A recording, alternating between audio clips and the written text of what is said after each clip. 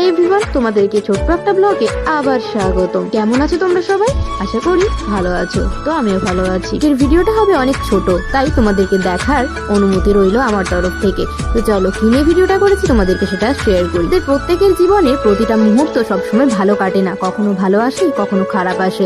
এইভাবেই আমাদের সবার জীবন চলে যায়। সময় ফাঁকা পেয়েছিলাম, তার মধ্যে বসে পড়েছিলাম একটু আঁকার জন্য, একটু প্র্যাকটিস করতে। কারণ প্রত্যেকটা জিনিস শিখে রাখা অবশ্যই দরকার। কারণ কাকে যে কখন কোন মুহূর্তে পড়ে যেতে হয় সেটা ভগবানও জানে না, তাই প্রত্যেকটা জিনিস শিখে রাখা অবশ্যই দরকার, সেটা ছেলে হোক কিংবা মেয়ে হোক। বুঝতে পারছি আঁকাটা আমার খুব বাজে হয়েছে, বিশেষত আমি আঁকা টাকা নিয়ে এত বসি না বা এত কিছু করিনি, প্র্যাকটিসও করিনি। না, চাপে পড়লে বাপ বাপ করে, সেটাই আমার হয়েছে। চাপে পড়ে আমি বসে পড়েছিলাম একটু আঁকার জন্য।